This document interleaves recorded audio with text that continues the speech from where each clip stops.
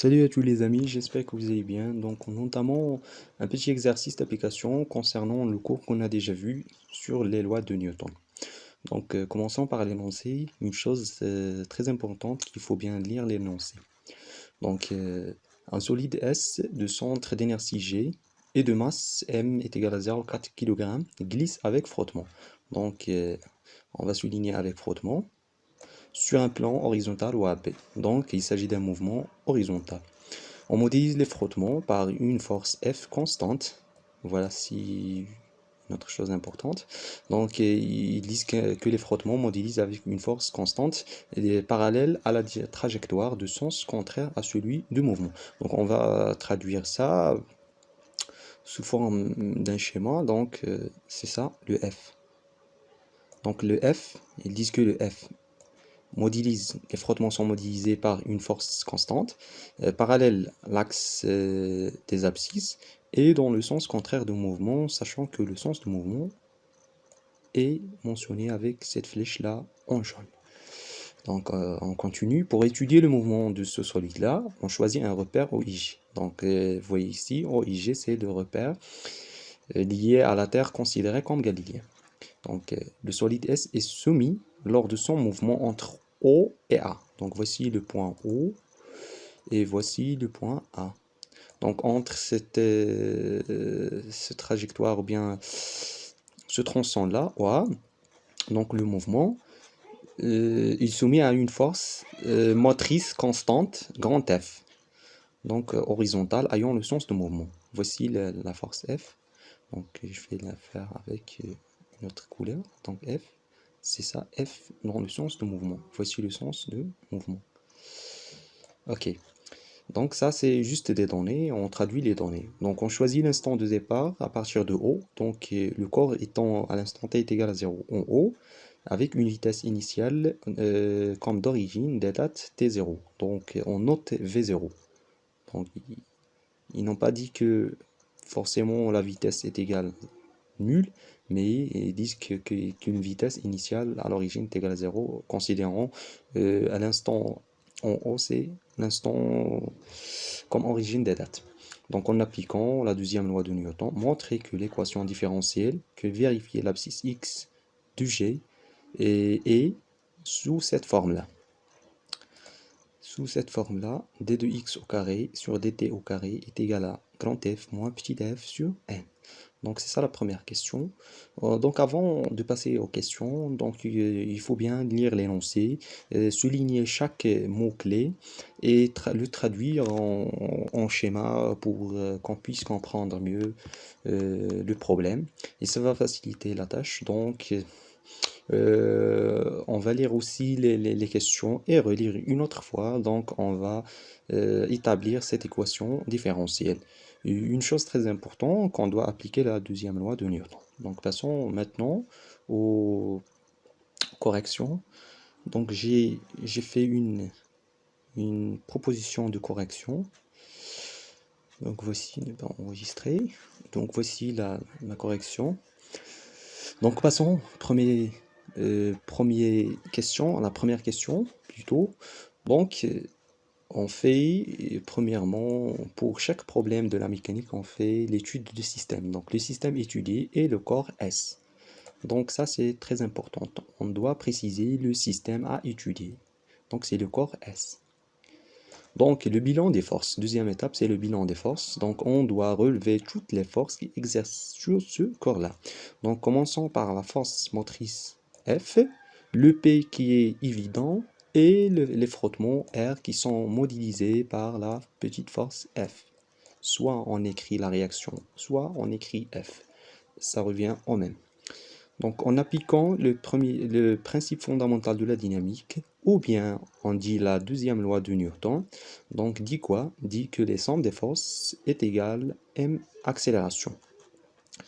Donc après relever le bilan des forces, ici, donc on fait F plus P plus R est égal à la masse du corps fois l'accélération AG.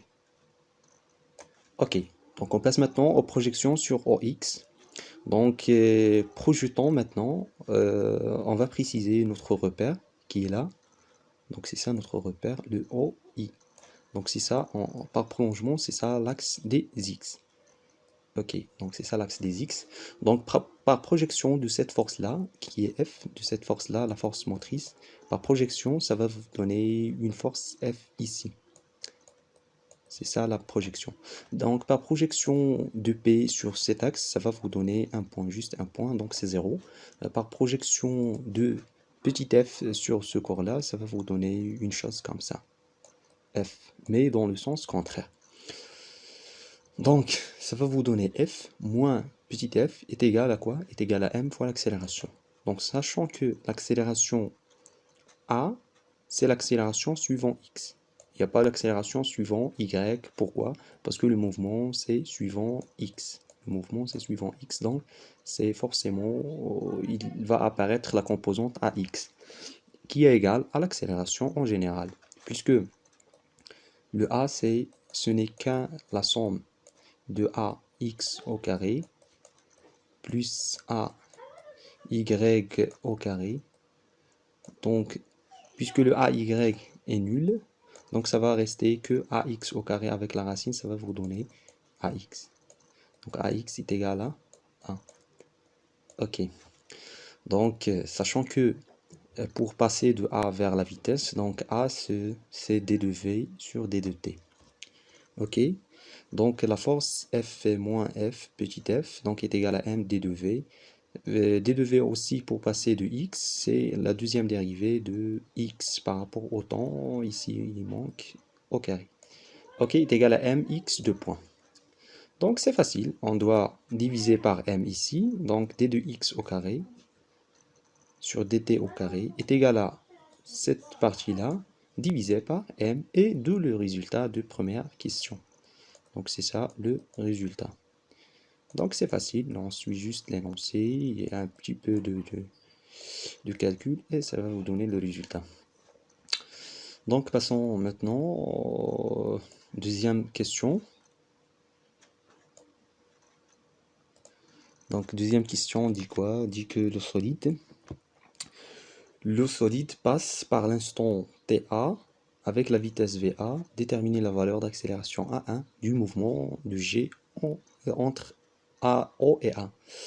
Donc au point A, le solide arrive à l'instant TA avec une vitesse VA. Donc on s'intéresse juste dans ce tronçon-là, au A. Donc sachant que le mouvement est uniforme. Pourquoi est uniforme? Car l'accélération est différente de 0 égale une constante variée, donc uniforme variée. Donc on va calculer une certaine accélération A. Donc c'est ça la question. Ok. Et donc revenons sur ça. Ok. Donc passons aux deuxième question maintenant, calcul d'accélération.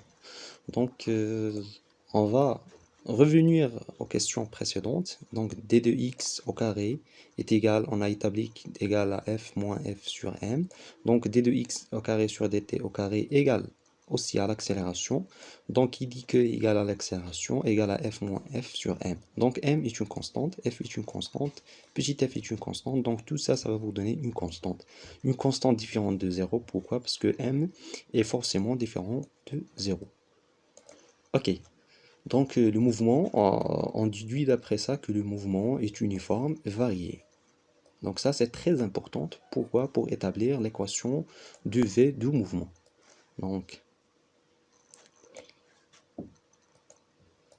on a déjà dit que le mouvement est uniforme varié. Donc A est égal à une constante. Dit quoi? Dit que V de t est égal à l'accélération fois t plus une V0.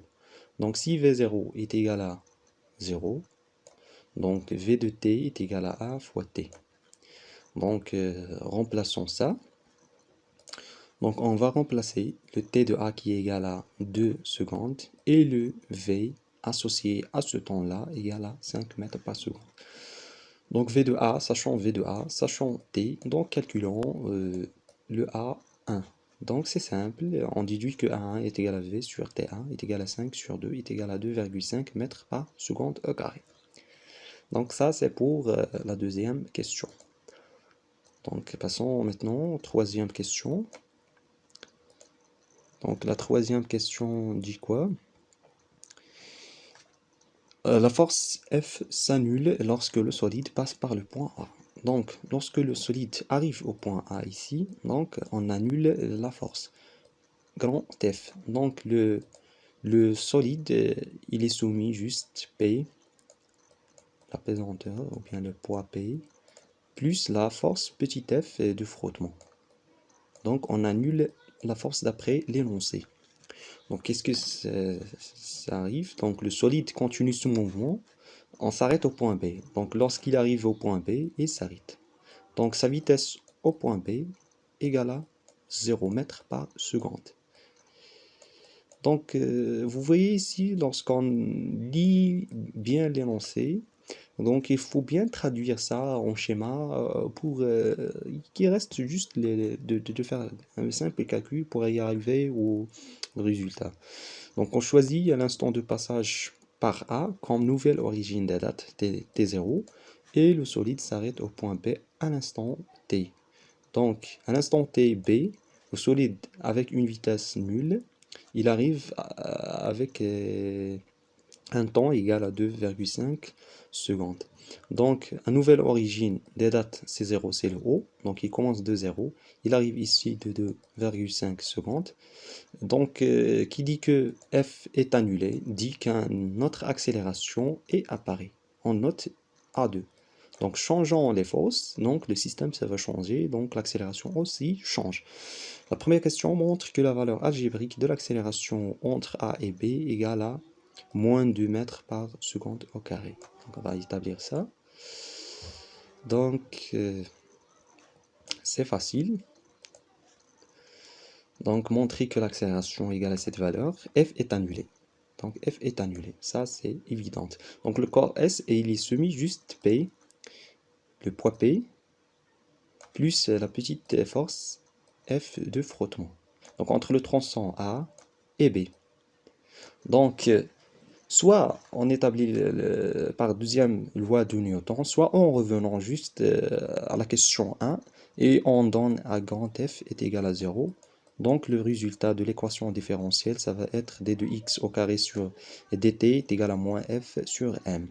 Donc f constante, petit m constante, donc tout ça c'est constante différente de 0. Alors pourquoi on fait ça? Pour déduire que le mouvement est uniforme et varié. Donc v de t sur le tronçon A et B, ça va être une accélération a de t fois t, donc plus la vitesse de référence notée v de a d'après l'énoncé. Donc sachant que le v de b égale à 0 à l'instant tb. Donc cela veut dire que vb est égal à l'accélération a2 fois tb plus va. Tout ça, vb est égal à 0. Donc on déduit après ça que a de t, a de 2 plutôt, est égal à moins va sur tb. Donc remplaçant par application numérique, ça va vous donner le 5 sur 2,5 est égal à moins 2, et bien, d'où le résultat. Donc vous voyez, c'est simple. Donc il n'y a pas une chose complexe. Donc revenons maintenant aux troisième question. Donc on a établi l'accélération. Donc on déduit l'intensité de la force petite f de frottement. Donc c'est ça la question. Donc pour établir petite f, qu'est-ce qu'on va faire? Eh bien l'astuce est très simple. Donc déduire f par projection sur AX. Donc on fait la somme des forces extérieures est égale à m à 2, donc suivant la trajectoire ou bien suivant le tronçon AB. Donc les forces sont P et la petite f. Donc par projection P ça va disparaître, donc il reste que F dans le sens contraire avec un signe moins. Donc moins F est égal à m fois l'accélération A2. Donc est facile, F est égal à application numérique, le m c'est 0,4, l'accélération c'est moins 2, et il y a ici un moins avec ce moins là. Donc le moins fois le moins c'est égal à plus, donc la force est bien positive et il n'existe pas des forces négatives. Ça c'est bien sûr, donc c'est 0,8 newton. Donc passons maintenant à l'autre question qui reste. Donc il reste une dernière question. En utilisant les résultats obtenus, calculer l'intensité de la force motrice grand F. Ok. Donc pour calculer la force grand F, l'intensité de la force grand F, on fait quoi? Donc revenons à l'accélération A1. Puisque dans le tronçon 2, il n'y a pas le F. Le grand F est annulé. Donc revenons à la situation 1. Donc le grand F moins petit f sur m est égal à l'accélération 1. Ce qui implique que le F est égal à m fois l'accélération plus le petit f calculé en 2. Donc égale application numérique. Donc ça va vous donner 1,8 newton.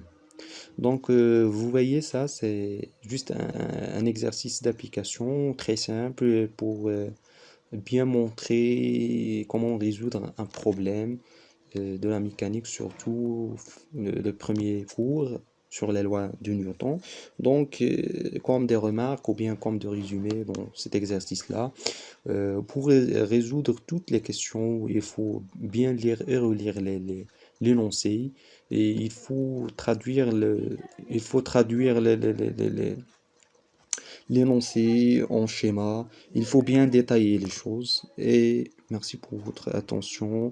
J'espère que vous avez bénéficié de cet exercice en attendant pour la prochaine séance, Inch'Allah.